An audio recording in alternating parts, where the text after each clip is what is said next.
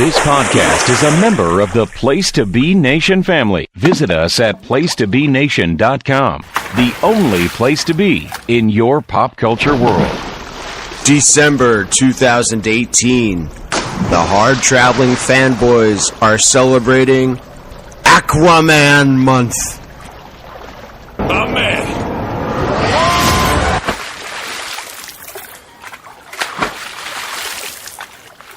It's the most wonderful time of the year. Welcome to Ho Ho Loon Plaza, Vancouver, British Columbia, the L-shaped studios, which are decked with boughs of holly. I am bowels of holly. This is you finally killed her. My God, it took you long Nicholas enough. Brandenburg Duke Walter the Fourth. We are the Hard-Traveling Fanboys, and we are here to bring you week 2 of Aquaman, a.k.a. Aquaman Month, here at the Hard-Traveling Fanboys. Nick, how are you doing on this, the second week of the month of December? I'm doing pretty well, and I can tell that you're filled with the holiday spirit this week, and that's to be expected given certain events that you participated in. So I'm glad to see that they warmed the cockles of your heart. That they did, Stevie. That they did. And I am filled with the Christmas spirit, much as you are constantly filled with the Christmas spirits, correct? Well, not at the moment, unfortunately.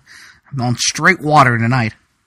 And how appropriate, sir, that you are on strict water tonight, because we are talking about a character who lives and thrives in the water, the king of the seven seas of DC Comics, none other than Arthur Curry, a.k.a. Orin, a.k.a. Aquaman. Are you excited, Nick? I'm looking forward to it. So excited, I might want to find my favorite aquatic creature and cuddle up to it and see what happens. See what happens and just make sure that your stepmother doesn't or whatever that you would call that, your adoptive mother doesn't step in and stop it from happening, you know? Right, and then you have to murder your romantic rival.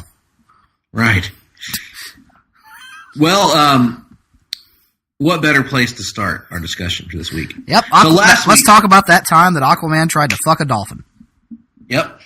We talked last week about the animated adaptation of Aquaman Throne of Atlantis.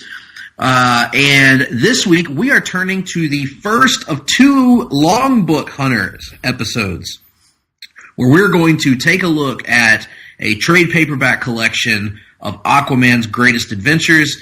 And we are starting things off. Actually, we're going to do a double shot this month of Peter David and his classic run on Aquaman, which, correct me if I'm wrong, Nick, neither of us have read before. No, never. So though we are big fans of Peter David here at Place to Be Nation Pop. Absolutely. We even had an event in his honor. 3 of them, in fact. 2 of them. He didn't earn the naming rights until the second biennial Place to Be Nation Pop Peter David Memorial Fantasy Comics Draft, presented by what was at that time a hypothetical DC Comics Online Unlimited subscription service. Now a hypothetical non-rotational, yes, DC Comics Online Unlimited subscription service. Yes. So, heavens to Burgatroyd! I've forgotten where I was at. Peter David. Peter David, yes. So we've not encountered any of this. Nick and I are both primarily familiar with Aquaman through the New 52 Jeff Johns run and on through the present day with the current run by Dan Abnett. So a lot of Aquaman's classic traditional stories are unknown to us. So, Nick, is this the earliest Aquaman story that you have read? I don't know for sure. I'm fairly sure that I read a crossover with Green Lantern at some point during my Green Lantern chronological read, but in terms of a longer form, dedicated Aquaman focused story, this is probably the earliest I've reached back. Yeah, same for me. When did you first encounter the character of Aquaman? This is a good chance to talk about. Oh God, I don't even know. I think the first time for me, probably, oh man, I'm thinking back to the early 90s when I was reading comics regularly. He really wasn't a big factor in... Was he in Marvel versus DC? I believe he was, yes. He fought Namor. Yeah, so that would have been my first time then, because like even though I wasn't reading comics at the time, I read Marvel versus DC when I was a kid. So yes, so he has a very brief battle with Namor there and defeats him. Mm-hmm. And then after that, it would have been the DC animated universe. I actually did not watch Superman at the time it was on much, but I did encounter Aquaman in his 2-part episode on Justice League, which I believe involved Ocean Master as the plot of that one. So, and I enjoyed it. I enjoyed all of his appearances on Justice League, where he's kind of this bearded warrior king. They even do the hook hand storyline on there. So that's kind of my only encounter with this version of Aquaman. But here we have Peter David in 1993 coming in and taking a character who, had been through quite a number of, I guess, reimaginings over the years. This book came out the first issue came out in December 1993, and it's called Aquaman Time and Tide. This is a 4-issue miniseries, actually, that came out that was designed to lead into a brand new solo ongoing series for Aquaman. The first time that Aquaman would have a solo ongoing series since before the Crisis on Infinite Earths, back in the early 70s. Or the mid-70s, I should say. So, pretty much after Death of a Prince, which is a classic storyline in Aquaman's lore, he didn't really have an ongoing solo title for some time. There was an attempted reboot in the mid-80s after Crisis on Infinite Earths in a series in 1986, I believe. And that was my Siri going off when I said series. Anyway, 1986 had an attempted relaunch. It ran 4 issues by Neil Posner. Then we had a few specials here and there, a couple more miniseries. We had Peter David's Atlantis Chronicles in 1990 that kind of reimagined the earliest days of Atlantis and gave a little bit of that mythological background that kind of leads into this story. But this is by and large a modern reimagining of Aquaman's earliest days, earliest adventures, and setting the stage for the characterization and some of the plots that would carry forward into his solo series. So, have I set the table enough here, Nick? Yeah, I suppose so. Well, with that being said, let's get right into it. So this is a series that is written by Peter David, who many may know from his work on The Incredible Hulk, on X Factor, on any number of titles in comics throughout the 80s, 90s, and today. It is drawn, which would have been around this time, and Wildcat's Adventures Sourcebook, whatever that is. Mm-hmm. So certainly he's not as prolific as some of the other artists that we've encountered in terms of DC work anyway. So let's get cracking on Time and Tide. So the way this works is, I mentioned that Peter David wrote something called the Atlantis Chronicles, which is available, by the way, as is this story, on DC Universe, the application that DC has as a rotational, much to our chagrin, online subscription service. Mm-hmm. The Atlantis Chronicles is also available on there, and full disclosure, we considered reviewing the Atlantis Chronicles this month, but it's so many issues, and they're so long, each issue is over 40 pages, I believe, that we just decided we wouldn't have time to do it, and by we, I mean me. So we started with Time and Tide, but the premise of this story is it's framed as Arthur Curry, or Oren, as he's known here, is kind of adding to the Atlantis Chronicles.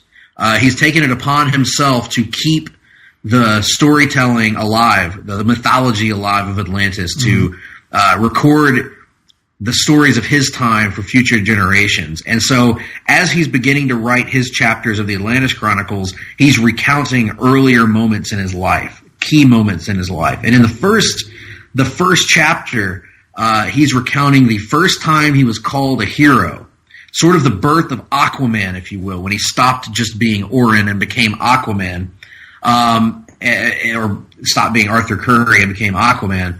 And this also involves his first meeting with Barry Allen, a.k.a. The Flash, who in current DC continuity at this time was no longer the Flash. He was dead. Wally West was the Flash. But so this is a good way of establishing it as being in the past, that Barry is the Flash. The surface world has not seen Aquaman before, don't know who he is or what he means to do. And this is his first exposure to celebrity, really. And he comes in to help the Flash take down the Trickster. And there's a great little Easter egg line here, by the way, Nick. I don't know if you caught it, where the Trickster says it's time for me to do my best Luke Skywalker impression. Right, I did catch that. Yep, and this would have been around the time that the Flash television show of the early '90s was airing, in which Mark Hamill played the Trickster. So there you are. Yep, and that was a cute little line. And anyway, cute. Barry and Arthur meet for the first time, and Arthur actually saves Barry, and Barry kind of coaxes him into exposing himself to the surface world and taking credit as being a hero of sorts. But we get the first kind of unique characterization of Arthur in that he is very uncomfortable with celebrity. He's very uncomfortable with the entire culture of the surface world. And I thought this was an outstanding opening chapter, Nick. I mean, I think we really have to almost review this chapter by chapter because of the nature of it, as opposed to viewing it as a whole, as we often do on these episodes. Yeah, and especially because it's told kind of out of chronological order, and each one is kind of focusing on a different incident in Arthur's life than it is, telling one cohesive narrative. It's not like you have cliffhangers from issue to issue. Right. Right. So, yeah. So, yeah, this first issue I thought was particularly strong. In fact, it may have been my favorite issue of the four. It's either this one or the second one.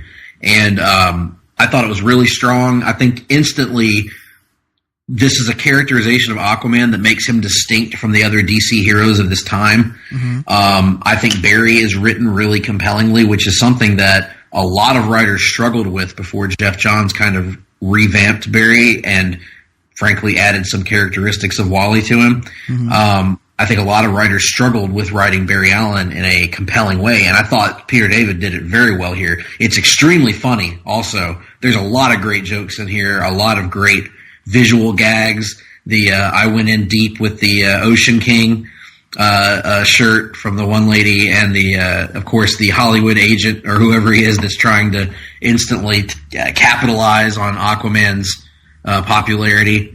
I thought it was a great story about kind of culture shock and some of the things that make Aquaman a compelling hero that give him agency, how quickly he disposes of the Trickster. I thought it was really strong. What did you think of this as an intro to this new version of Aquaman, if you will? I liked it. I liked it a lot, actually. Like you said, I have not read very much, if any, Barry Allen from this time period. I know periodically they would have him pop up in flashbacks or whatnot, but it's interesting to see the 90s, Barry Allen viewed through a 90s prism. And like you said, Peter David did a pretty good job here. Artistically, I thought it took a little while to get used to. I agree. Very of its time. It's a different style, a style that you don't really see anymore, and you can debate whether or not that's a good thing or not. But eventually I warmed up to it a little bit, even though there were panels here and there throughout the four issues that still kind of would occasionally take me out of the story because of their inconsistency compared to the other panels that had come before or after. But anyway, yeah, I enjoyed this, and I liked it portraying Arthur as kind of someone who just easily gets fed up with humanity's bullshit and says, "Fuck it, I'm going back. I'm going home." So I enjoyed this. I figured you would especially enjoy the antisocial aspects of Arthur's characterization. Yes. I wasn't trying to lure him anywhere. I was trying to let him do whatever the hell he wanted to you. And I was good, but he wouldn't leave me the hell alone. Now, unless you want to get more of it, you better leave me the hell alone. It was pretty good, frankly. I really, really enjoyed this. This is also our first kind of hint that this is a very different version of Aquaman than what you and I are used to, Nick. As we get more of this in the second issue, which we'll touch on in a second. But you and I, Nick, are used to the version of Aquaman that is, I guess, more the Silver Age origin of him, where he is the son of the Lightkeeper Thomas Curry and Queen Atlanta of Atlantis. Say that 5 times fast. Exactly. And so he's kind of a quote unquote half breed between them, and but has spent much of his time in the surface world. Here, he has spent most of his time underwater in the sea, and now is kind of venturing into the surface world again, exploring his role there, it seems. So, very, very interesting stuff here. And again, we're Aquaman novices, so there's a lot of nuance that we miss in terms of his history. All we can go on is what's in this miniseries. But really, really good opening here. And that leads us into the second issue. Same creative team here. And this is actually Arthur recalling his upbringing, essentially, his earliest days on this planet as an infant who was abandoned on Mercy Reef. And this is actually an angle that I believe we saw explored in the animated universe, where Arthur was considered to be cursed by the Atlantean, elders. Mm-hmm. He was considered, because of his blonde hair, he was considered to have a curse that was going to doom Atlantis. And so they took him out to Mercy Reef, and they left him there with the idea that when the tide receded, see, this is the mistake they made. What they should have done is taken him to Oklahoma with a burlap sack and a hammer, yep, and given him to a young Jim Ross and tell him, do what needs to be done, son. And there would be no Arthur Curry to worry about. No, he'd be done, wouldn't he? He would. He would be hammered, and then, well, he'd go back home, and he'd do what he had to do. He learned a lesson. So Arthur is left to die, basically, because they believe that the surface air exposure, once the tide recedes, will kill him. But instead, he thrives. He survives and thrives in the air up there, and eventually he ends up still as a baby. He's alone, and so he will die eventually if he doesn't get help. And that help comes in a very unusual manner. The help comes in the form of a school of dolphins, and I'm not sure if they're called schools of dolphins, but that's what I'm going to call them here, Nick. And the school of dolphins, one of them in particular, takes pity on young Arthur and saves him in the ocean. A group of dolphins is called a pod, by the way. A pod of dolphins? Mm-hmm. All right. Well, this pod of dolphins, perhaps from the Miami area, I'm not sure, come in and rescue Aquaman. And the one in particular takes pity on him and kind of raises him as one of her own after convincing the rest of the group to help out this surface-looking individual, this non-dolphin. Clearly, he's not a dolphin, you know.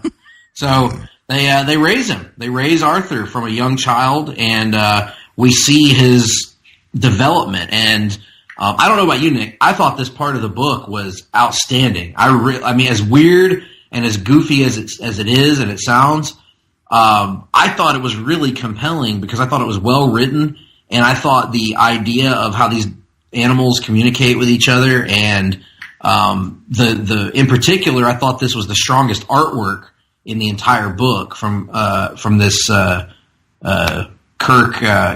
Jarvinen. I thought his work was very strong here, showing the facial expressions of young Arthur and also the movement of the dolphins and how it portrayed their personalities without having human faces. You know, I thought it was really, really well done.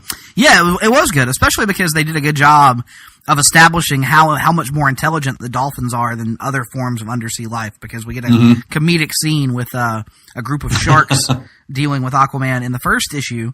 Yes. And they when basically they're going to eat the Flash. Yes. Yeah, they speak in broken English. They kind of speak in like Hulk speak essentially when he's communicating with them, whereas the dolphins have like, you know, complex emotions and this kind of rigid culture that they adapt to. So even though they don't get a ton of time, I mean, they're probably only in 18 to 20 pages of this four issue work, they still do a really good job of establishing how this works and Arthur's bond with his adoptive, I guess, parents, for the lack of a better term.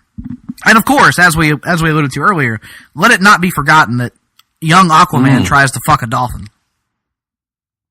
Yes, you see, while he is being raised, he's one of the other young dolphins shows him kindness as he grows up. Her name is Nira, appropriately enough, Nick, only one letter removed from his future wife. And I wonder if there's some sort of Freudian reason for that. But in any event, she takes great pity on him, and they become friends over time. And Arthur develops a love for her, perhaps an unrequited love, but a love nonetheless. Mm-hmm. And eventually, Arthur, who believes himself to just be a badly mutated dolphin, because remember, all he's known his whole life are these animals that have raised him. So he believes himself to be one of them, just a mutated version. Mm-hmm. And so he ain't got no mirrors under the sea. That's right. And so he's trying to seduce, I guess, or move in on this Nira individual, and he is rebuffed by her current lover at the time, this other dolphin, and then further rebuffed by his own mother, who tells him in no uncertain terms that he cannot fornicate with this dolphin. You can't do it. She's not for you. He physically cannot do it. And he probably could try. He could try, but it wouldn't. Certainly, they could not bear any heirs. Well, you don't know. He's half Atlantean. We don't know what they have going on down there. We don't know. That's true. And this is very devastating to Arthur. He doesn't understand why he can't be with her, and he's not interested in exploring the surface world as his mother urges him to do. He doesn't want anything to do with them because they're callous and mean and weird. Ugly. Even though they just eliminated his main romantic rival for him, as he conveniently led his rival into the blades of a giant fishing boat and killed him. Yeah, and then he tries to, and then this is also a great part of the story, because this shows that Arthur, even though he's been raised under the sea, can't get rid of that humanity in him, because his way of reacting to the death of his rival is completely different from how the other dolphins react. Whereas they may be sad, they have a way of doing things. And Arthur reacts in that most base of human emotions of, I have to save him. And then when he accepts that he can't save him, he reacts with anger and a desire to keep him alive at all costs. This is not the natural way of things. And so Arthur finally accepts that he is not a dolphin and he has to do his own thing, and that no matter how much he tries, he can't be a part of their culture because he's just too different. And I thought that was a really powerful lesson for him, and there's a really powerful scene where he hugs his mother goodbye and takes off to explore, to sow his royal oats, you might say. But I again, another great issue here. And was that guy on the boat supposed to be Thomas Curry? Because that's kind of what I assumed. I don't know. I wasn't sure what they were supposed to, if he was supposed to be or not. It didn't really feel like there was any connection to the story. That's one thing we should mention is, while this is retelling aspects of Aquaman's origin, it's not really telling the entire thing, because there are some massive gaps here. And so I'm not entirely sure, because you and I aren't Aquaman aficionados, we don't know what those gaps are supposed to be. You know what I mean? Right, yes. So I don't know how much of this was sort of rebooting his origin, or how much of this was just filling in different blanks that were going to be new areas to explore moving forward. Yeah, that's a great point, because we don't know how much of this was already established canon. We don't know what the status was of Thomas Curry post-Crisis. But there was a character that I thought was supposed to kind of play that role, and I was expecting to see more of him and never really did, because he seemed to be one of the few actual good people that we meet here, who is not relishing the destruction of the sea life as many humans do.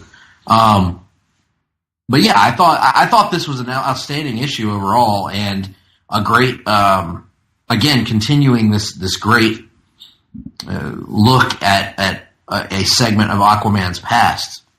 Yeah, I enjoyed it as well, for sure. It gives you a little bit look at his adolescence, and kind of, it's a different take than we're accustomed to. Like, we're accustomed to him Totally. growing up with this deep connection to the surface world, and with a very positive relationship with his father that he eventually loses, and that kind of sets him off on this path to becoming Aquaman. And here we don't have any of that, and yet it's still captivating in a certain way. It's different, but not the bad kind of different, I would say. Agreed.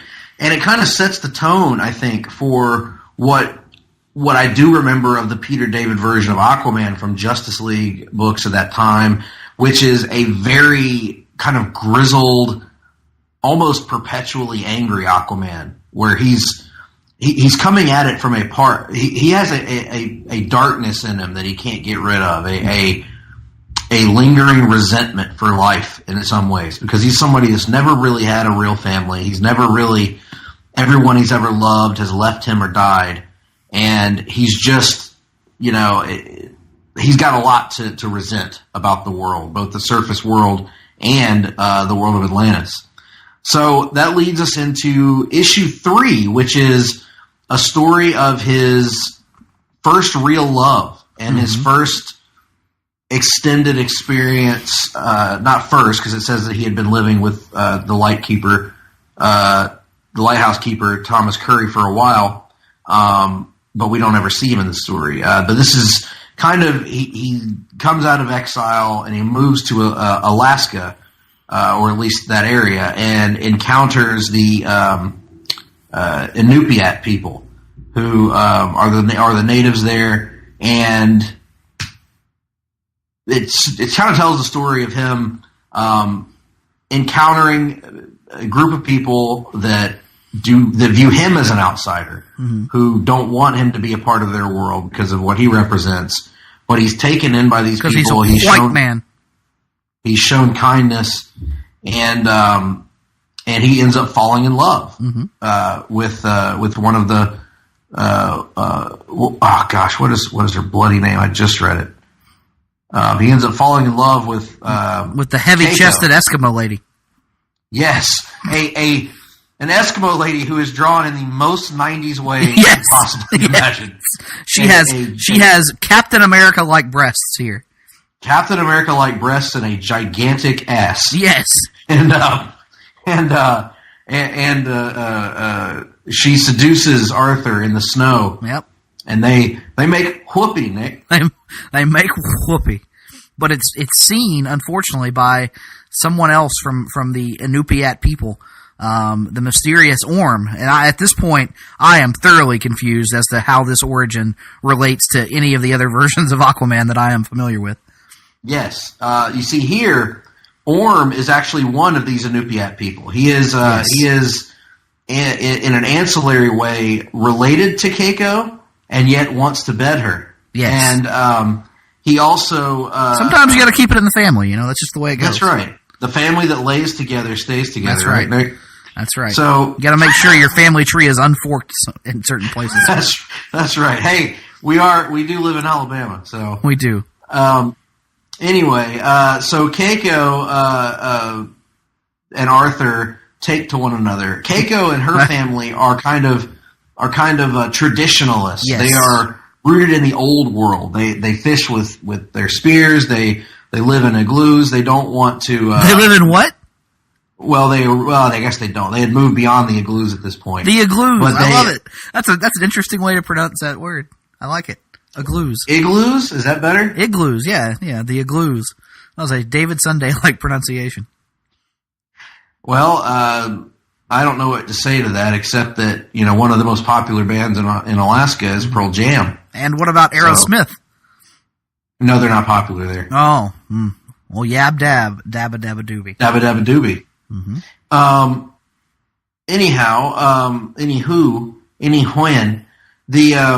The Orm, on the other hand, has forsaken the old world, and he has moved his mother and father into the modern world, and he's making money with his advanced fishing techniques and whatnot.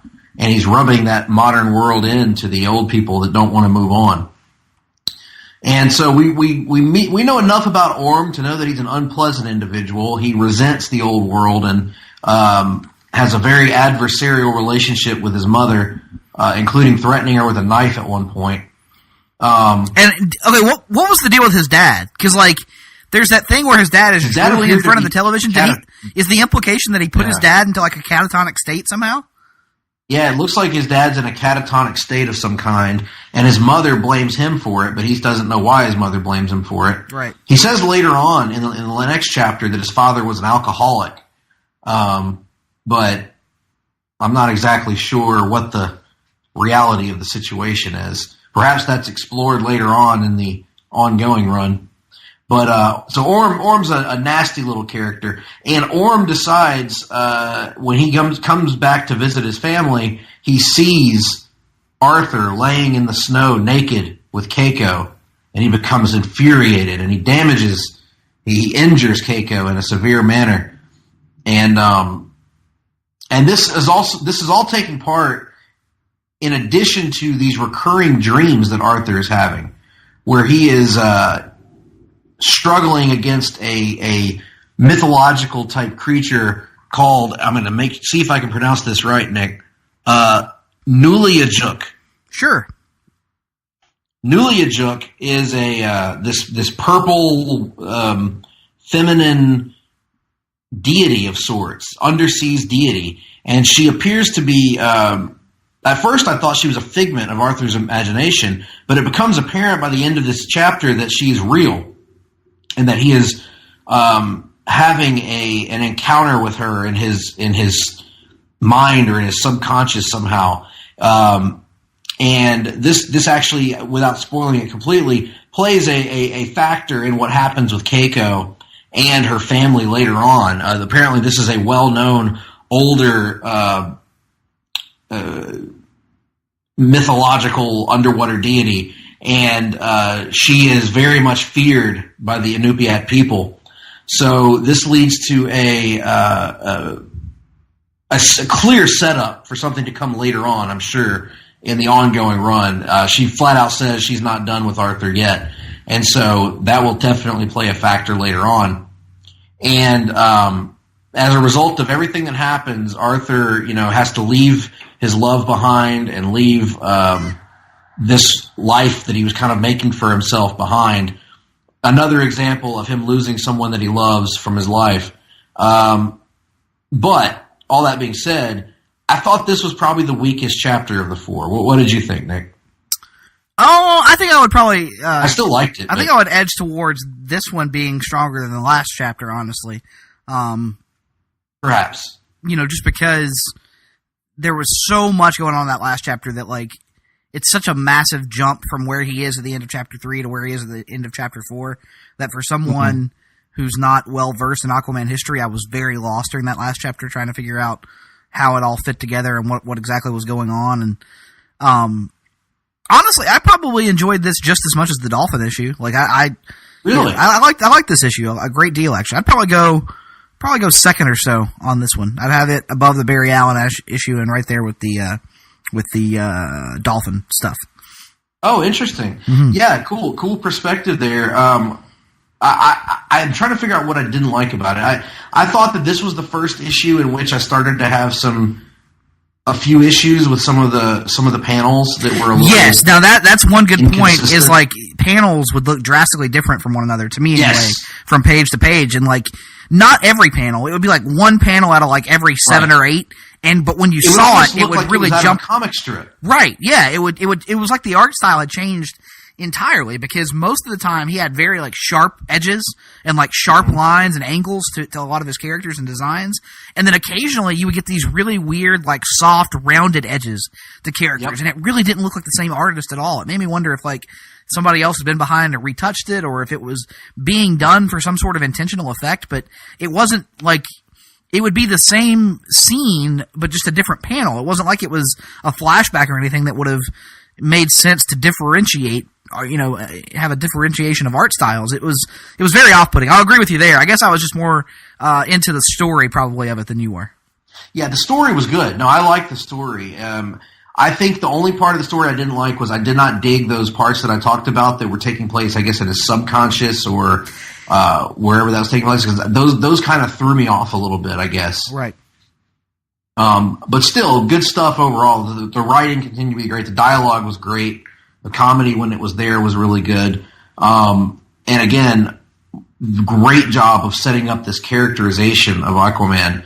But yeah, what you talked about, that inconsistency of panels, I thought manifested itself the most in the last issue. Yes, here. I would agree. There were panels here that looked like it was out of a Looney Tunes comic, with characters with giant eyes and rounded features, and almost like someone was drawing a caricature of them, And then there were other panels where it looked the same as the first 3 issues.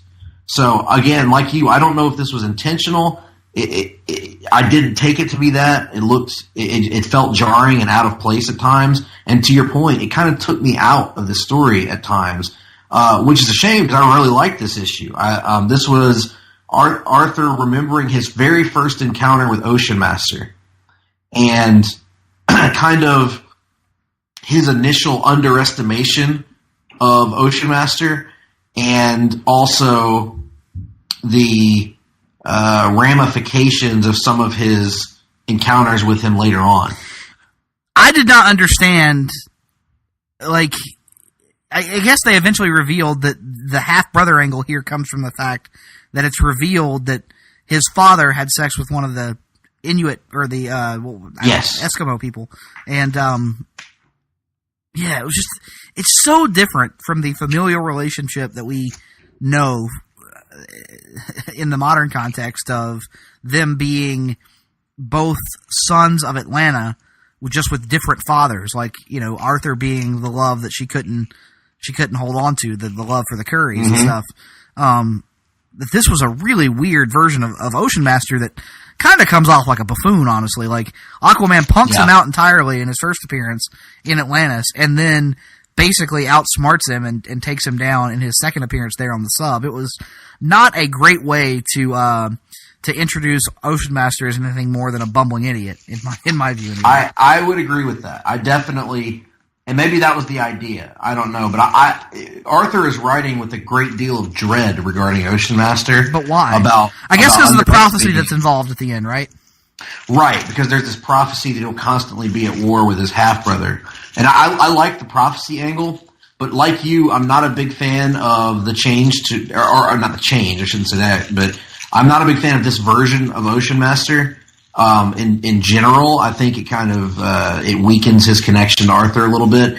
And I also was not a big fan of, to your point, having him be such a colossal failure right out of the gate. Because like you said, he gets the shit kicked out of him by Arthur and publicly humiliated and embarrassed his first appearance. Comes back, claims to have learned his lesson, but spends so much time monologuing. And Arthur even pretty much writes this in his journal that he couldn't understand why Ocean Master was sitting there wasting so much time running his mouth. And then the moment that Orm reveals his ties to Arthur, that he was the one that hurt Keiko all those years ago, Arthur easily breaks out of his bonds and then easily takes him down. So, yeah, not a great job of setting up a big bad for the future, unless the idea was to establish him as kind of a lesser villain that would not be that dangerous of a threat going forward. I don't know. And I would assume that he plays a larger role in the Peter David run going forward, being that the prophecy there is introduced near the end and stuff. So, I don't know. I'm interested to see, I don't think we'll get to it on our next episode, but, I'm interested to see find out what comes of that. I may do some Googling later on. Yeah, definitely. And so that's kind of the story as a whole. It's a little bit, it's a little bit all over the place time-wise because that's the nature of it. But overall, even with, I did think that it lost a little steam towards the end. I would agree with you on that. As the book goes along, it kind of loses just a little bit of steam, but overall, I still thought this was excellent. Like, as a crash course in Aquaman, I thought this was really good, really effective. and it's different, but still a very interesting take on Aquaman. Not one that was as jarringly boring or disinteresting or uninteresting, I should say, as I was expecting it perhaps to be compared to the modern comics. I thought it was different in a way that was exciting and interesting. Yeah, different enough that it doesn't feel like a rehash to us. Like, doesn't feel like treading over the same ground that we've already seen before in other places. So different enough to keep me engaged. Like we said, the art's a little hit or miss, but overall, I thought all the issues were relatively well plotted, except for maybe the fourth one. I'd give it a pretty solid thumbs up here. Yeah, I would too. I think if you have a DC Universe subscription, you should absolutely check out these 4 issues. If you don't, you can also find this on Hoopla in the Peter David Aquaman collection. You can go to your local comic shop, and they may have this old trade sitting around, or they may have the newly collected trade. Yeah, because this is actually the first 4 issues. If you go buy Aquaman by Peter David Book 1, which has recently been reissued, I think, within the last year or so to get people ready for the movie and also to, celebrate the Peter David run, which is one of the more iconic runs in the character's history. This is actually the first 4 issues that are printed in that trade. And I guess we can go ahead and say now, so for next week, we will be reviewing, in theory, the next 8 issues of that trade, which are Aquaman 1 through 8 that kick off his run. So we are hoping to bring to you the entire Peter David Book 1 trade review split across 2 weeks. That's right. It's the Peter David Memorial, Greg Phillips Killing edition of the Longbook Hunters. Hey, if those next issues read as fast as these did, this should not take you very much time. That's one thing I'll say. This was a brisk read. I read it in one session, and it wasn't brisk because I was skimming. It was just it kept me engaged, and I kind of a page turner, so I enjoyed it. Mm-hmm. Very, very quick and efficient writing here. Much faster read than some of our Longbook Hunter assignments. Certain assignments that we don't have to say the name of. We don't have to say the names of right now. And you know what the best part was of this book, Nick? What's that? No Morgan Le Fay. No Morgan Le Fay. No one said perish, forbid. Oh, man. It was awesome. Oh, it was great. Anyway, so what are your thoughts on Aquaman Time and Tide? Is this a book that you remember reading years ago? Is it one you've always wanted to get to? Give us your thoughts. Tweet us at gphillips8652, at nickduke87. Comment on the Place to Be Nation Comics Facebook page.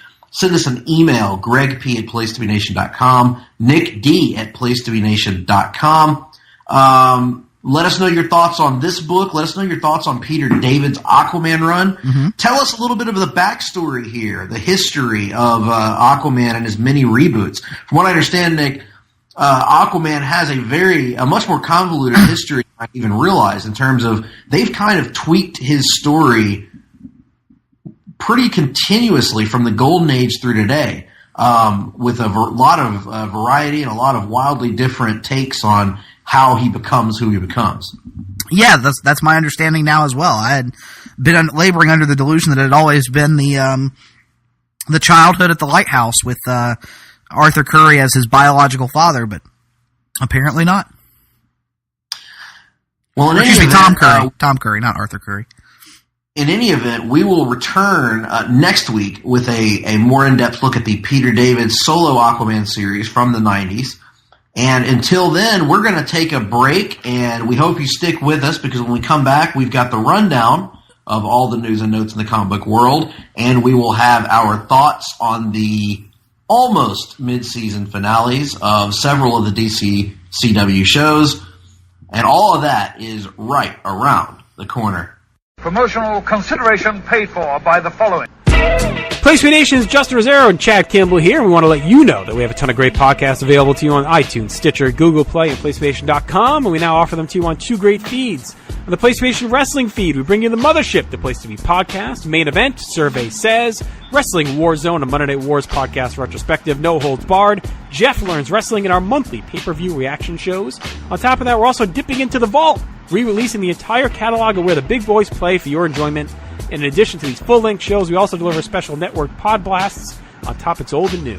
The Place to Be Nation Pop feed is loaded with great content, offering such tremendous shows covering the land of pop culture, such as Geek and Sassy, Talkin' Pop, the Glenn Butler Podcast Hour Spectacular, Sunday Groove, PTB in Play, Freak Out Drive-In, Songs with Friends, Looking Forward, Looking Back, and Lucha Undead, as well as a veritable podcast heaven for comics fans with the Hard-Traveling Fanboys, Sellers Points, Conversation Comics, DC Post-Crisis Management, Marvel Age, and Marvel Age Masterclass, plus weekly pod blasts that cover the gamut of comic topics. The feed is also filled with insightful sports content, including the NBA team, This Week in the NFL, and more. And you can find all these current shows, plus archives of our past podcasts, including The Kevin Kelly Show, as well by subscribing to both feeds on iTunes. And while there, be sure to rate and leave feedback as well.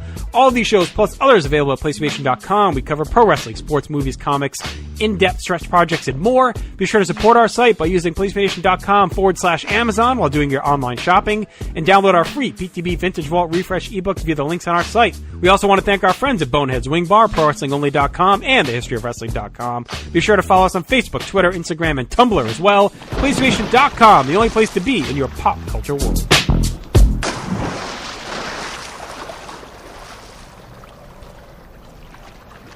Listeners, thank you so much for sticking around with us.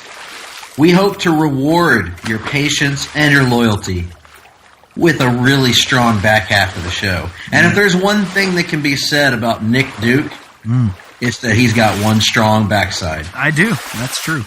That's an accurate statement.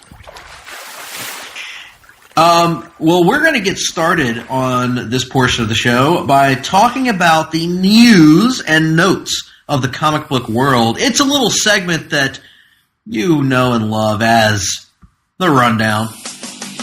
Welcome to The Rundown, where we talk some comic news. Welcome to The Rundown, where we talk about movies too. Tony, tell me a little bit about Avengers and the Avengers 4. Well, Conrad?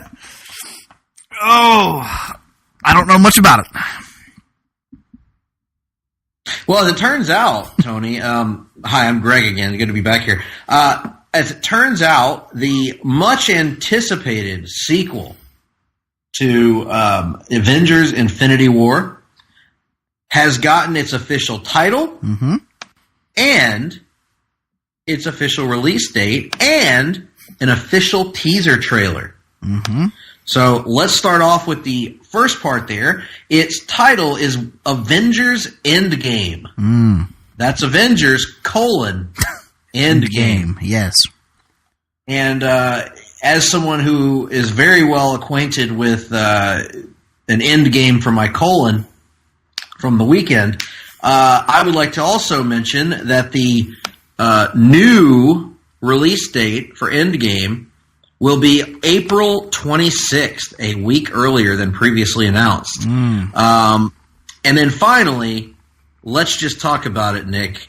That trailer, the teaser trailer, not really a full-length trailer, just the teaser trailer. You know, it's interesting because I'm of two minds about this trailer. I love it. On one of my minds loves it, and the other one doesn't. And let me tell you why. I do not, after watching that trailer, I don't want to see the movie any more than I wanted to see it previously. My anticipation level is the exact same. So, like, and there was nothing in the trailer that made me go, oh, holy shit, that's awesome. So on the one hand, if you compare it to every other movie trailer or comic book movie trailer that's come out in the last 5 to 10 years, it doesn't compare. So my one mind about it is somewhat disappointed. However, my more prominent mind loves the trailer for exactly that reason. The fact that it doesn't show anything, doesn't tell us anything, and is going to make us wait for the movie. It is revealing nothing. Other than a shot of Hawkeye as Ronin, or Clint Barton as Ronin, there's nothing revealed in this trailer. Yes, and as someone who knows absolutely nothing about Ronin, that meant nothing to me.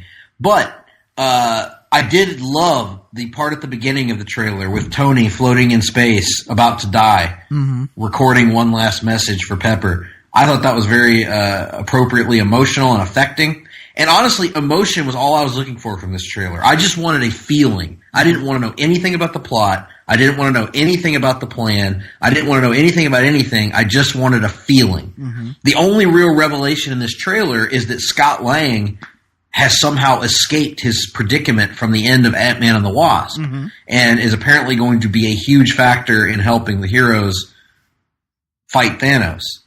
So that was the only real reveal in this trailer, but I liked it. That's exactly what I wanted from it. I didn't want anything major. I didn't want to see a new character reveal. I didn't want to see... I'm going to see this movie regardless. And I approach this the same way that I approach Star Wars trailers. I don't want any plot information. I just want the title. I want the music. I want shots of things happening, and that's it. Right. I don't want anything that will in any way give anything significant away about the movie. It reminds me, Nick, of the Dark Knight Rises trailers. Yes. Very bare bones, very little revealed about the plot, and that's fine by me. Yep. I agree. I'm with you on that. It's just... We have gotten so far away from that in pretty much every instance of a movie that's going to be heavily marketed the way this one is, that I wasn't expecting it. I'm glad we got it, but I was not expecting it. Right, I would agree. Well, come on over, Nick. Come on. Get over here to this corner. Let's get into the Worlds of DCEU corner. The Worlds of DCEU, I like it. Because a report surfaced this week from, appropriately enough, The Hollywood Reporter. Now, I don't know if that's Hollywood Hulk Hogan. I don't know if that's Marquise Hollywood Brown. I don't know if that's... I don't know who that is, Nick. But what I do know is that Warner Brothers is developing a Plastic Man, or Plastic Man, if you will. Allegedly. Film with screenwriter Amanda Idoko. And, of course, everyone knows Plastic Man is Eel O'Brien, a small-time crook, who becomes a hero with shape-shifting powers after being doused in strange chemicals. A recurring theme for comic book characters. Most people know Plastic Man less for his personality, or for his character, I guess you would say, in terms of his plot details, and more for his general personality, which is a straight-up comedy character, one of the funniest characters in the DC universe. So it would stand to reason that this would be a comedy. Now, all of that is with the assumption that it actually happens, which now, Nick, given your and my trepidation and general pessimism about all DC announced projects in film, I'm assuming that you are also, as well as I am, expecting this not to happen. Yeah, I am as well. That's true. I am not expecting any DC movie to happen until, I see actual footage from it. That's kind of where I am. Wonder Woman 2 is probably the only example, or Wonder Woman 1984, excuse me. I know that's happening. I know Aquaman's happening. I know Shazam's happening. I know that fucking Joker movie is happening. And other than that, I'm not expecting any of them to get made, because it seems like everything they try to do gets caught up in development hell. So, no, I have no actual belief that this will happen. Maybe I'll be pleasantly surprised. But then again, maybe I won't. Maybe it will happen and it'll suck. So I don't know. Or what if it happens and it's good? Well, they'll have to prove that they can make good movies consistently before I'll buy into that. Well, we're not done in the DCEU corner, Nick. Sorry, the Worlds of DCEU corner. Because more news has come out about Birds of Prey, open parentheses, and the fantabulous emancipation of one Harley Quinn, in parentheses. Are you ready? I'm ready. Sharp Objects actor Chris Messina has been cast as a classic Batman villain, Victor Zsasz. I know you're excited about this. You love the character of Victor Zsasz. I love Victor Zsasz. Zsasz is a serial killer character, and his gimmick is that he carves marks on his body for every one of his victims, and he's covered from head to toe in these marks that are counting up all of his victims. He has been a villain in a few great Batman stories. He was in Nightfall. Is your apartment being haunted currently? You mean our studio? Yes. Is your side of the studio being haunted currently? Why? What do you hear? I heard a ghostly noise in the background of your side of the session. Well, I wouldn't discount it. I wouldn't discount it, but so Zsasz has been in a few great Batman stories over the years. He's in Nightfall. He's the lead villain in a miniseries from the early '90s, or a story arc in the early '90s. The name of which I've forgotten right now, even though I had it as a kid and loved it. So anyhow, Zsasz is a great villain. He's not great on Gotham, so don't look at that version. But I'm looking forward to this. At least what they do with him. I hope they make him more interesting than he was in his Gotham iteration. Yeah, I would hope so as well. The only other incarnation he'd have to compete with would be the Batman Begins version, which was admittedly a bit role in a very early version of Zsasz. So, yeah, right. I'm interested to see where they go with this. Totally. And he's a character that I don't think has really been used well in the better part of 15, 20 years. So, hopefully they'll find out a role to use him in that will work. And with that brings an end to the DCEU corner, Nick. So let's stroll back over to the non-haunted area of our studio. Indeed, let's do that. We do have a little more news from the world of Hollywood, of course. That is that the terrific writer of Saga, Brian K. Vaughan, had a huge announcement this week, and that is that he has signed a, quote, overall development deal, end quote, with Legendary Television Studios to adapt several of his creator-owned works into TV series and films. Vaughn is currently an executive producer on FX's adaptation of Why the Last Man, which is in development. Serves as an executive consultant on Hulu's Runaways, which is based on the Marvel Comics series that he co-created. And he was also a writer on Lost. Indeed he was. Vaughn will also work with Legendary to develop original properties.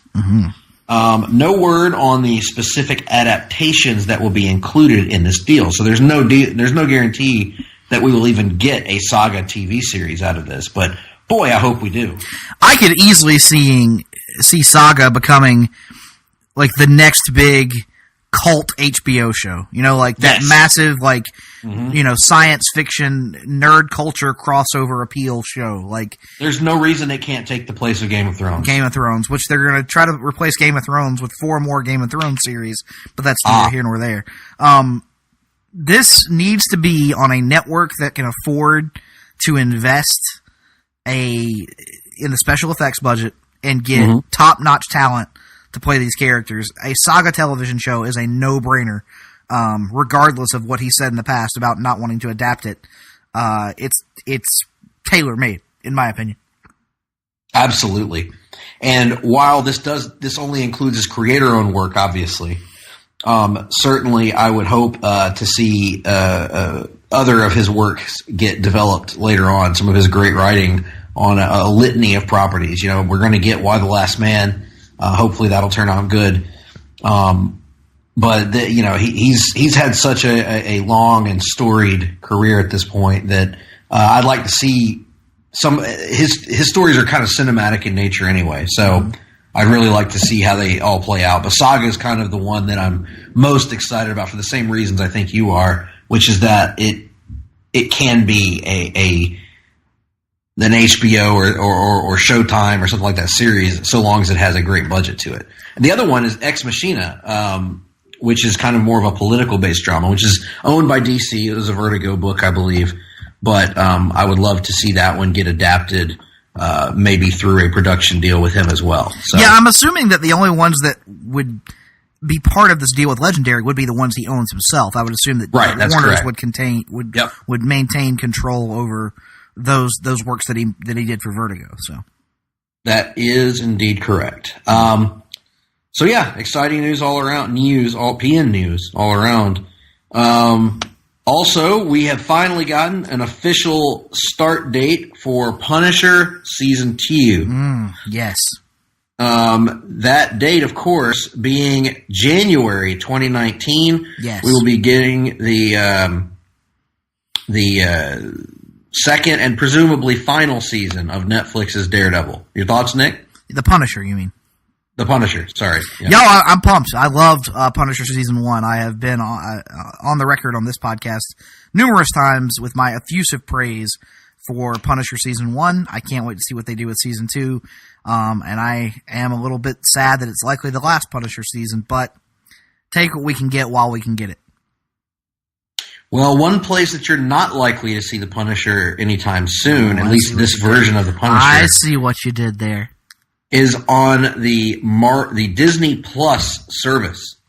A report surfaced from Deadline that the Netflix characters are locked in due to a 2-year clause in the original 2013 agreement with Netflix.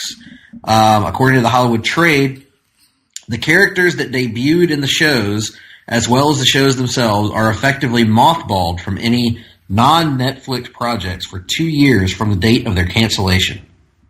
That would mean 2020 for Iron Fist, Daredevil, and Luke Cage before they could appear on any other network. Now, interestingly enough, though, this article does say that the Punisher was not part of that agreement. Mm-hmm. And so no one is really sure what the status of the Punisher would be in this situation. And my assumption has always been that the likelihood of these shows crossing over and carrying on Disney Plus was slim anyway. Disney Plus has said they want to be an all-ages streaming service. They're not going to house a ton of mature-themed content the way these shows were marketed. Now, could you conceivably do a continuation that tones down some of the violence and sexuality of these shows? Sure, you possibly you could. Not for the Punisher. Not for the Punisher, right? I'm talking about the larger universe. You could, but it wouldn't really be true and in keeping with these versions of the characters that you've told so far. So I would think a recasting and a complete reboot of these characters would be much more likely than direct continuations anyway. So this just sucks because it means you can't go straight to work on, say, a new Jessica Jones or a new Daredevil that's unrelated for 2 years because the characters themselves are held up in this deal.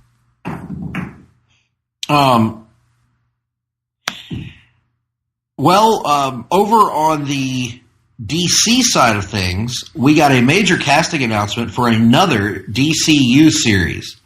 This is the upcoming Swamp Thing series that is expected to come in August of 2019. And Beverly Hills 90210 alumnus Ian Ziering, best known for playing Steve Sanders on that show, also known for being in the Sharknado movies, has been cast as Blue Devil, a magical character in the DC Pantheon who has made prominent appearances in everything from various crises to 0 Hour and everything in between. So, for those who don't know who Blue Devil is, Daniel Cassidy was a stuntman turned movie star and becomes semi-famous after playing the demonic Blue Devil. And he is on a collision course with destiny. This is actually his TV show description. In the comics, he was a stuntman who designed a practical effects bodysuit for a Blue Devil movie. While wearing the suit on set, a demon was accidentally summoned and blasted Cassidy with a spell that permanently bonded the stuntman with the suit. He was later transformed into an actual demon by Neron, who was a recurring villain in the 90s. So, I'm excited about this, Nick. I love me some Steve Sanders. I love me some Ian Ziering. I love me some Blue Devil. What's not to love? I don't give a shit about 90210 and thus about Ian Ziering. I don't know anything about Blue Devil. This is a story that's just for you, sir. You've encountered Blue Devil before, though, because because he was in the Days of Vengeance. Yes, I have encountered him before, but that's literally probably the only thing I've encountered him in, is that Infinite Crisis tie-in. Do you know anything about Joel McHale, Nick? Well, I know that he did The Soup. He did. And he also did the series Community, which I haven't seen. Well, he has also been cast in the DC universe. Anyway, Joel McHale has been cast as, here's a name you've heard a lot on our show, Starman in DC Universe's Stargirl live-action series. However, he is not playing Jack Knight, nor is he playing Ted Knight. He is reportedly playing Sylvester Pemberton, who in the comics was the Star-Spangled Kid and Skyman, and turned down the offer to become Starman. However, the Hollywood Trade describes him as the Golden Age Starman. The description of the character says, a courageous and confident superhero, Starman is a member of the Justice Society of America. He wields a mysterious anti-gravity weapon called the Cosmic Staff, and has a longtime sidekick named Stripesy, who is better known as Courtney Whitmore's stepfather, Pat Dugan. Now, I do think that it's possible that there's a mix-up here and that he's not actually playing Sylvester Pemberton, or that they're changing Sylvester Pemberton's character. How great of a name is Sylvester Pemberton, by the way? It's pretty great, Nick. It's pretty great. I hope they leave it. It's Sylvester Pemberton. The Star-Spangled Kid. I remember him from the comics, from encountering them. So it sounds like this is kind of going with that legacy aspect of the JSA, where it's a second generation of heroes, perhaps, who are trying to pick up the mantle of their forefathers. But we'll see if that's true or not. Regardless, Joel McHale's a funny guy, and this is a pretty fun casting announcement here. Yeah, it is. Although I would assume that, like I said, like you alluded to, Joel McHale, I would have thought, Jack Knight more than anybody else. Yes. A more comedic take, but right. If he's going to play the straight man mentor type character, let's see how it goes. Let's just let it play out and see where it goes. Mentor, you say? Is that like your mentor, Bobby Pierce? My mentor, Bobby Pierce, yep. He said it is what it is. He did say that, Nick. Mm-hmm. He did indeed. He also said I was the greatest baseball player he'd ever seen.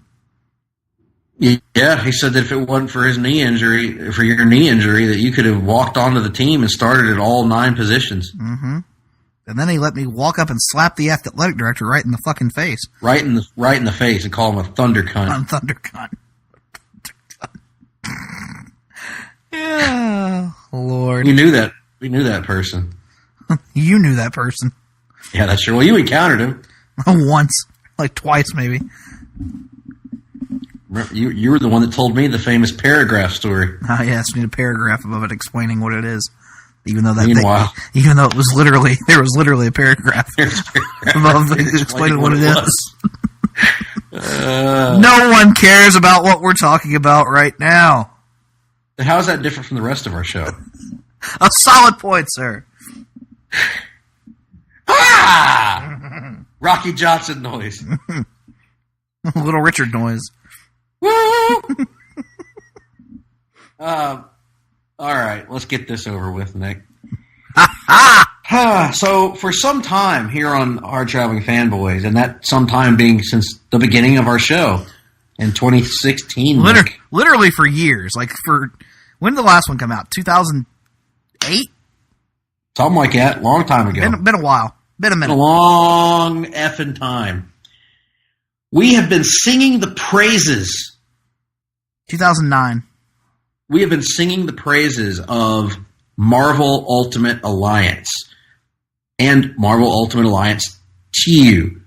The tag team action adventure RPG games that Marvel put out when we were in college, basically, that were just the most fun multiplayer games in the world. Mm-hmm. Just set up a console, have 3 friends come over, each of you pick a great Marvel character, and play through some of the most fun levels and fun stories you can imagine.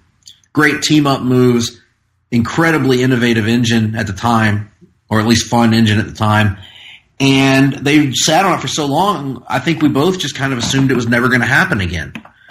Well, this week we got the announcement we've been waiting for. We sure did. Marvel Ultimate Alliance 3, The Black Order, is officially coming out. And I think that's the end of the story, Nick. Oh, yeah, I'm so excited about it. It appears, based on the little bit of a cinematic trailer that was shown, to be involving a hunt for the Infinity Stones, and seeing them wind up in some interesting hands. At one point, there's a shot in the trailer of the Green Goblin holding an Infinity Stone, which looks awesome. We've got some of the characters that are shown in the picture here that have not been in prior Marvel Ultimate Alliance games include the Guardians of the Galaxy. We see Star-Lord, Rocket Raccoon. We see Drax. I believe Gamora as well. Groot. And we also see, Groot. I didn't see Groot. Well, he was in the trailer. Yeah. And then also here is the dog from the Inhumans. Lockjaw. Lockjaw. So, and then of course your classic array of prior appearing characters. So, and probably more that we don't even know about yet, because I'm sure this is going to be a much bigger roster than what's on this picture here. So, very exciting announcement, Nick. It is very exciting, and I can't wait for us to be able to play it online together. I mean, aren't you excited about that as well? I'm really excited about, I got a PS4 over the summer for the purposes of Red Dead Redemption 2, and really enjoy the system. It's doing really good for me so far. Great picture, great sound, great apps and everything. And I'm really looking forward to playing Ultimate Alliance with you on it. Yeah. Now, wouldn't it be a shame if for some reason you weren't able to do that? That would be a shame, Nick, but I mean, why would they want to limit their sales? Why would they want to go to exclusive to another system and exclude the PlayStation? They wouldn't do that. Well, God, that argument can be made for any game. Why would Spider-Man want to do that and exclude the Xbox One or the Nintendo Switch? Oh, what are you saying, Nick? About the Nintendo Switch? I'm saying that Marvel Ultimate Alliance 3 is going to be the exclusive property of the Nintendo Switch upon its release. What? That's right. So Ted Ginn Jr., which is fine because our foursome was already full. We didn't have a spot for you anyway. Jeremy and Sam and Russell and I will enjoy our quartet, and you will be on the outside looking in, my friend. As always. Yeah. I can only look from afar. I'm going to be like Wolverine laying on the bed stroking the picture, but it's going to be Marvel Ultimate Alliance 3 on the picture. It's going to be a copy of Marvel Ultimate Alliance 3. You'll just have the game. You won't have the system. You'll just stroke it. I'll just buy the game just to support the concept of the game existing. In all honesty, I would be surprised if it's not a window of exclusivity that doesn't eventually end and see the game come to other systems. I think that's the way it'll go, but I don't know. We'll see. Maybe by then we'll actually have cross-system compatibility. Now, see, that would be awesome. Yeah, but that's a bit of a bummer because when it does finally come out, no one will want to play it with me because I'll have it on another system. But nonetheless, the game is awesome. It's going to be awesome. There's no way it won't be. The other two are great. Now, granted, it's not. We must note it's not being done by Activision the way the first two. Oh, that's true. I just read that it's being done by Koei Tecmo Games / Team Ninja. Yeah, it's a little bit published by Nintendo. Yeah, it's going to be a different. A little bit of a different vibe setup. So I just hope they don't change too much. We really just want the first two done, or more specifically, the first one done all over again. We're not interested in an evolution of gameplay. No. I don't even really care if you evolve the graphics. Just, I need more of it to play. Right. I've started replaying through the first one on the PS4, and have been having a good time with that, although it would be better with other people, but it's been fun just to kind of screw around on there once in a while and bring back old memories, Mm-hmm. Well, that's it for the rundown. The rundown is over. There is no more rundown, Nick. Nope. And that means that it's time for us to take a look at what we've been reading and watching.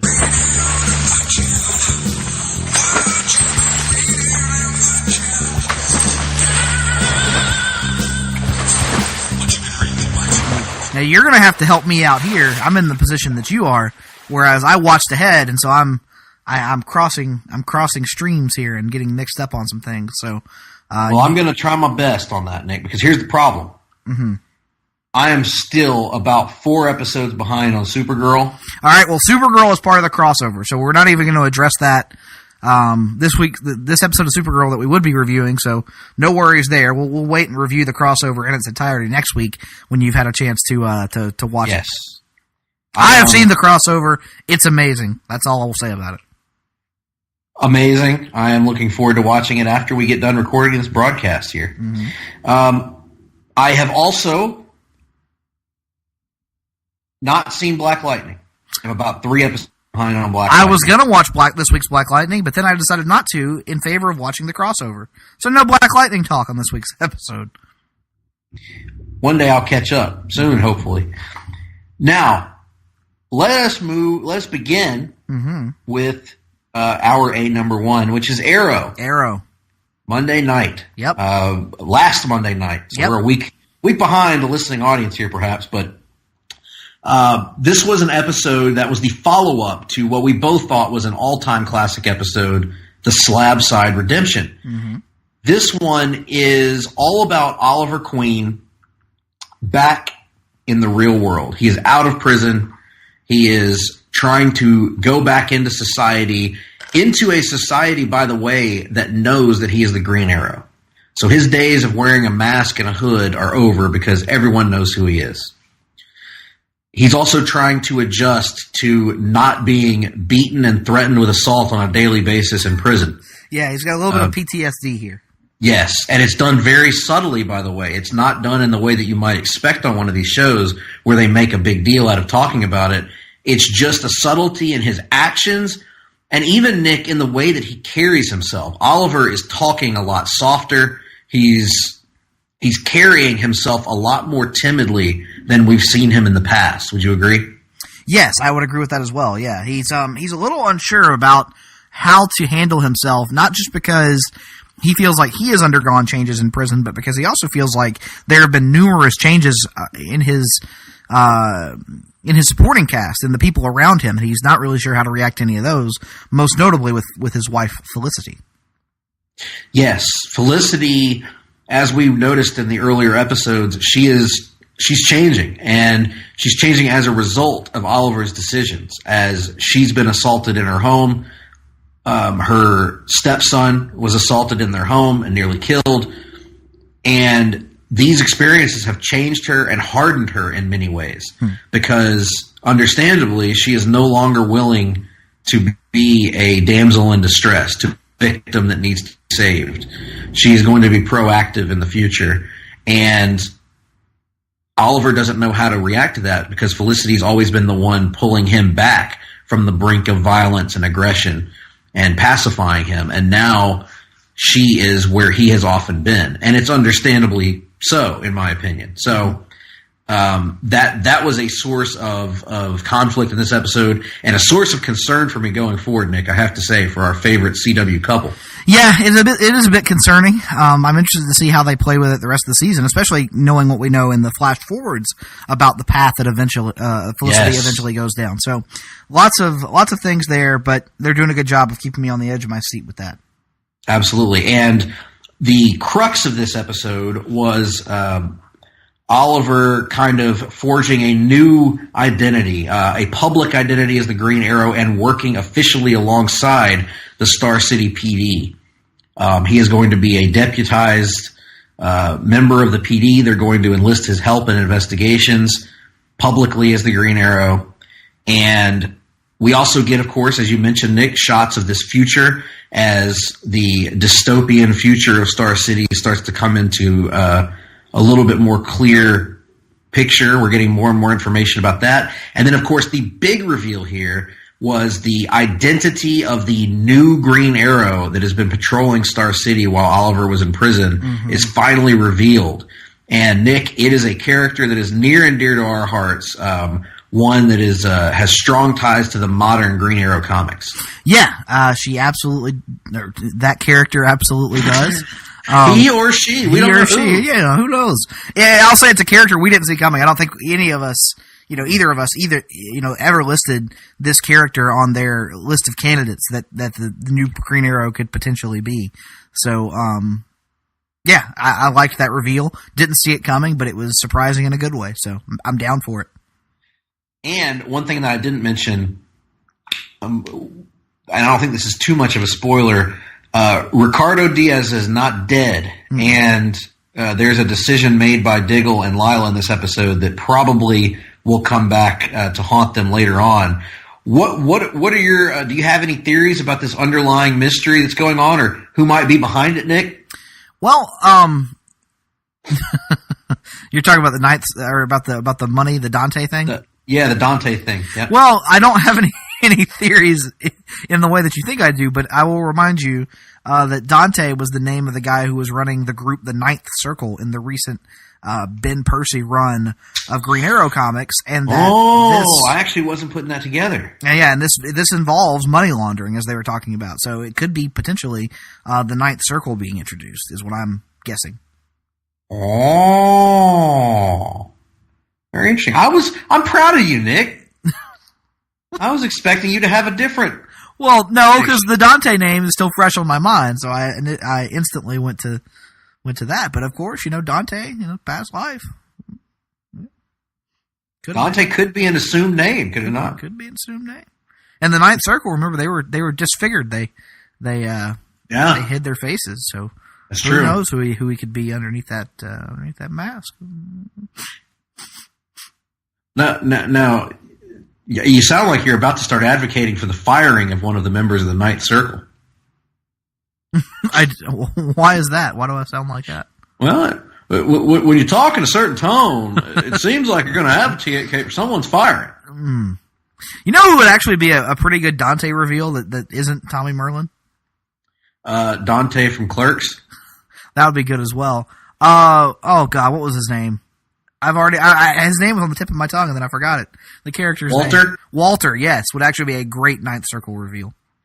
Speaking of Walter, we watched a movie over the weekend, David Sunday and Andrew Garner and I, that had Walter in it. Mm-hmm. And what was that movie is a great question that someone could ask me right now. Mm-hmm. And the answer to that is quite simple. I don't know.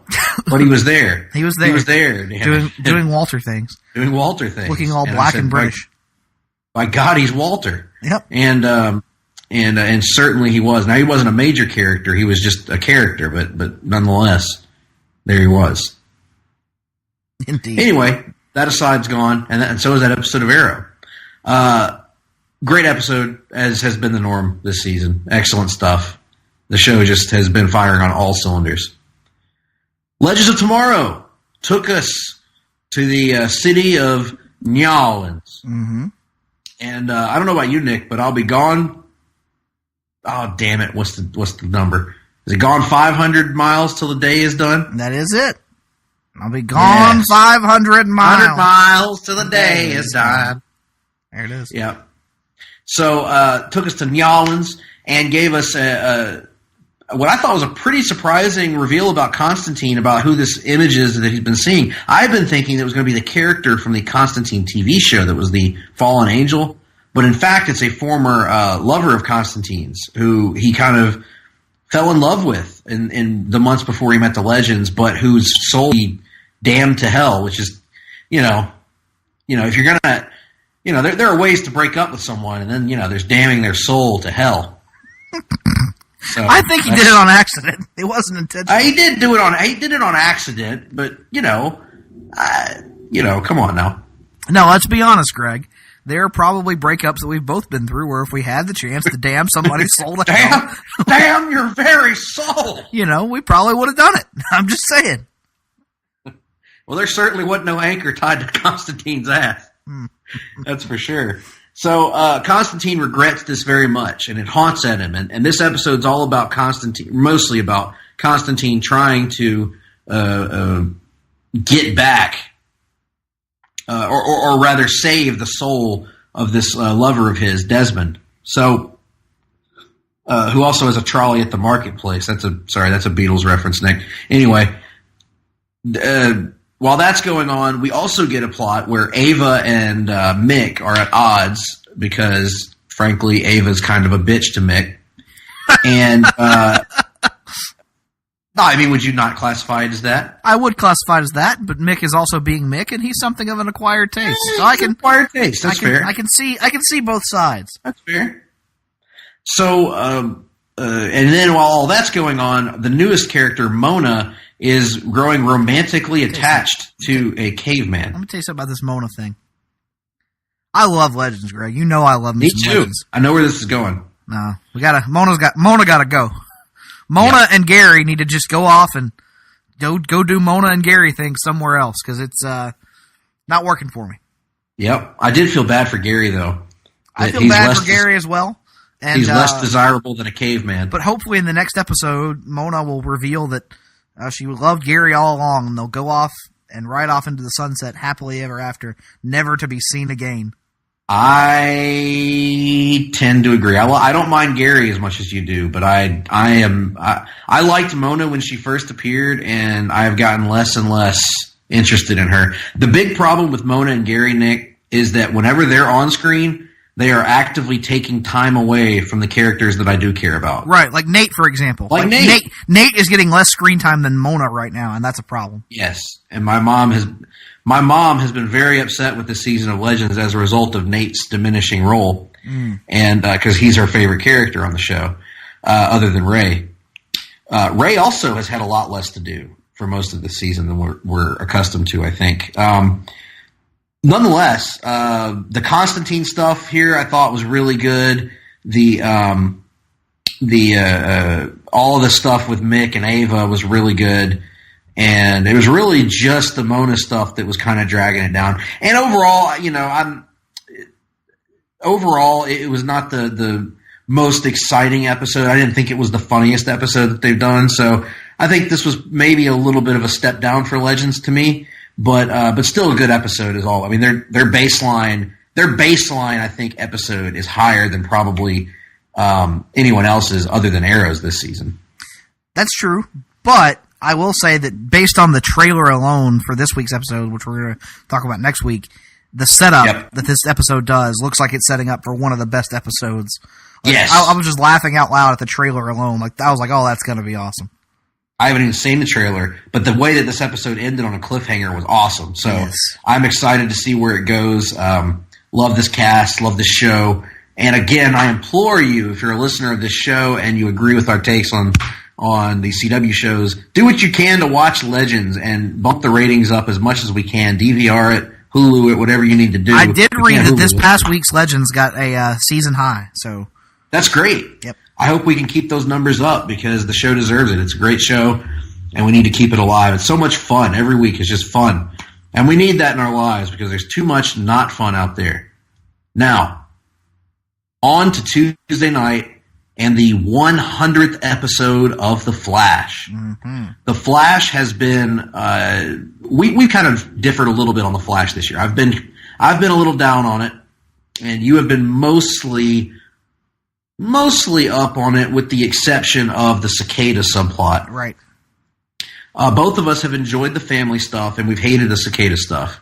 And unfortunately, as the season's progressed, cicada has become a bigger and bigger factor, and thus our enjoyment of the show was waning a little bit. Well, they pumped the brakes on that for this 100th episode, and while Cicada was the overarching threat here that they were going after, he is a very small portion of the episode and only appears near the end in by far the worst part of the episode.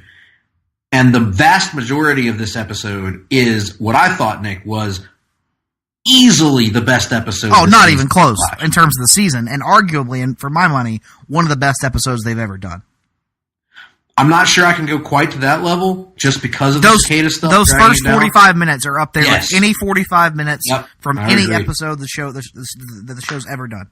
In my I agree. It is a treat for the fans because it is a travel through time to each of the past seasons and villains of The Flash. They have to go back through the timeline to collect items, designed to be combined to defeat Cicada and destroy his dagger, his meta dagger, if you will. And in the course of going back through the time stream, Barry and Nora, they encounter past versions of Barry and the rest of the cast. They encounter Savitar. They encounter Zoom, notably, in a great scene where Zoom is able to instantly feel that they are speedsters and chase them through the Speed Force before being grabbed by a speed wraith.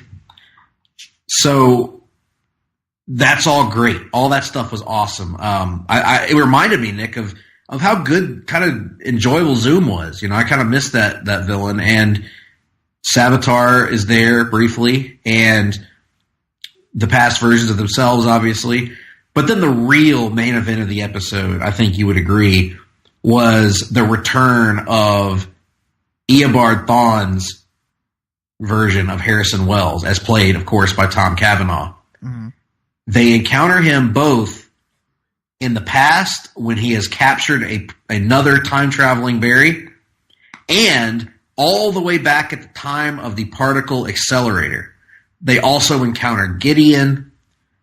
It is amazing. And it reminded me, Nick, in one episode, why The Flash has never found a villain as compelling as Thawne in its entire run.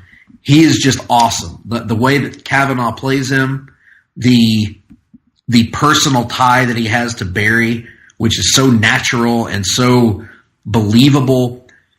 Even the scene that we see with Thawne as Wells and Cisco, where he lifts his hand up the same way that he did when he stabbed Cisco in the heart later on, and then it just shakes his hand, you know?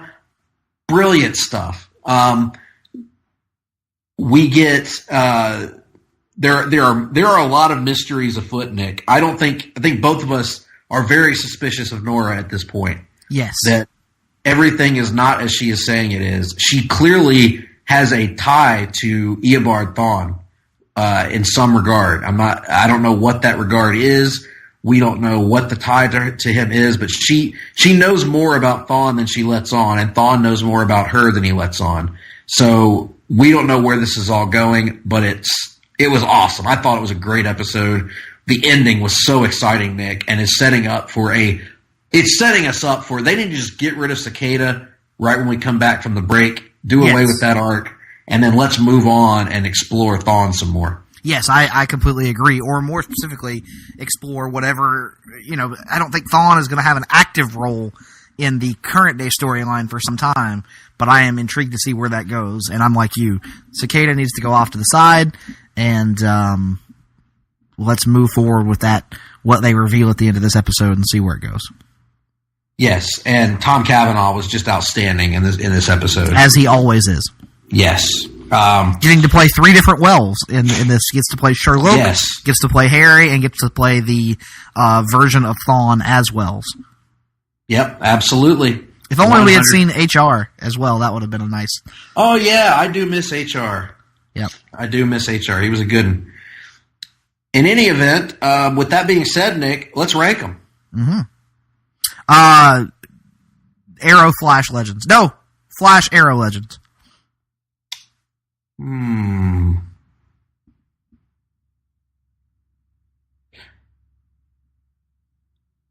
going to go... You know what? For the first time this year, I'm going to do it too. I'm going to go Flash Arrow Legends. Mm-hmm. I thought it was very close because I think Arrow was a consistently great episode the whole way through. But the really crappy Cicada scene, which bothered me to no end. I didn't think it made any sense. Them standing there looking like idiots as the dagger comes back down. Didn't like that. But the rest of the episode was so great. I have to give Flash the nod. Absolutely. So, that's that. That's watching. I have not caught up. I have not yet conversed with the episodes of Titans on which I'm behind. Mm-hmm. I have not yet conversed with anything else. Mm-hmm. Nor do I think I have anything else to converse with, comics-wise. What about you, Nick? Have you watched or played anything? No. No. Well, football season's almost at an end now, for the most part. Mostly is, yeah. I've got a few weeks. Got some vacation time coming up, so looking forward to getting around to that at some point. Yeah. So, well, with all that being said, I guess that's it for reading and watching. Mm-hmm. And you know what? I'm not even going to bother putting a minute on the clock, Nick, because Raw sucked last week. Really bad, and I have not actually watched SmackDown yet from last week. I've got to watch that. I've got to watch this week's Raw. I've got to watch this week's SmackDown. But we have the TLC pay-per-view coming up, so we'll have that to talk about next week. So we'll have Daniel Bryan, AJ Styles, Seth Rollins, and Dean Ambrose, Charlotte, Asuka, and Becky. We got a number. It looks like a pretty loaded card on paper, although you have to wonder with 12 matches, I think, now on the card, or whatever it is. That's a lot. Yeah, I'm looking forward to it, though. Indeed. All right, well, hearing no objections, next week we will be back with our look at Aquaman by Peter David. Mm-hmm. Then we will come back the next week, I believe, Nick, if I'm not mistaken, with our exclusive review of the Aquaman motion picture, assuming I am able to see it. That would be nice. And that would be a good thing to do. I agree. But there are familial complications. So it should be able to happen, but we'll see. And if not, we can get Nick Duke's exclusive review of the film. So, with all that being said, anything else, Nick? No, I guess that's about it. But we close this week, as we have done for some time now, with a little musical interlude from one Jim Ross. And Greg, you opened the episode with a little holiday cheer. And so this week, JR is actually going to be joined. I have an exclusive reveal here, Greg, that you're not even aware of. He's going to be joined by a special guest here, because JR is going to sing you a little holiday time song, and it's about the time that he was trapped, snowed in North Carolina with 16-time world heavyweight champion Ric Flair.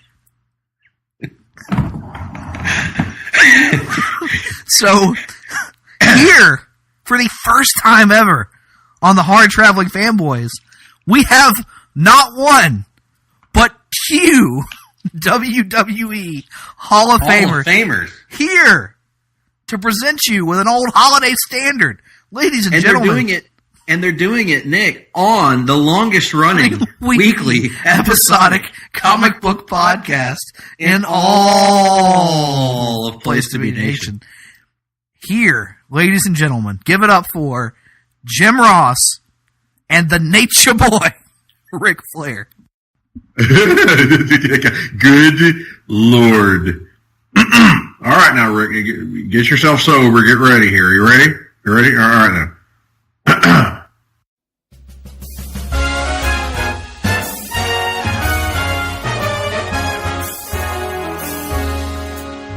I really can't stay. But baby, it's cold outside. I have got to go away. But baby, it's cold outside. This evening has been hoping you'd drop in. Yeah, that's what I said. So very nice. I'll hold your hands.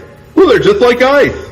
Like Iceman Dean Malenko. He was a horseman. My mother would take me to the store, and I would start to worry. Beautiful, Jim Ross. What's your hurry? My father will be pacing the floor with a bag of puppies. Listen to that fireplace roar. You know who else roared? Saba Simba. Yeah, it was Tony Atlas. Yeah, he's broke and destitute now. I don't know if you knew that, Jim. So, really sounds, not to interrupt you, Rick, but it sounds like I'd better just scurry on along, get out of here like a scalded dog. Beautiful, beautiful. Please, though, don't hurry. Don't hurry on my account. But maybe just half a drink more. Now you're talking my language. Let's put some records on while I pour. But the neighbors might think, baby, it's bad out there. Say, what is in this drink? Well, there's no carbs here, no cabs either. None to be had out there. I wish I knew how. Well, your eyes, they're like starlight now.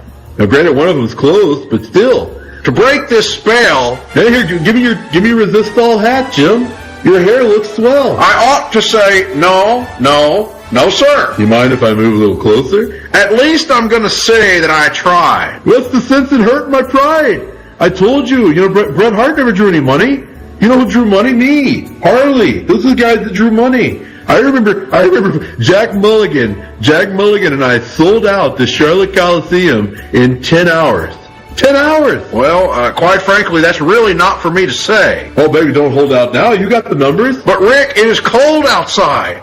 I simply must go. But, Jim, it's cold outside. The answer is no. But, baby, it's cold outside. Your welcome has been... Well, how lucky I am that you dropped in. So nice and warm. Look out the window, Jim. It's dawn. My sister, Dawn, will be suspicious with your... Gosh, your lips look delicious. Easy for me to say, huh? My brother will be there at the door with Dan Hodge. Waves upon a tropical shore. That's what there was going on when I got my first Hodge job. Yeah, Danny Hodge, you grabbed me right by the groin. You know, you were there. I know, Rick. My maiden aunt's mind is vicious. Gosh, your lips are delicious. But maybe just a cigarette more. I tried to quit last year, but haven't had much success. Well, never seen such a blizzard before.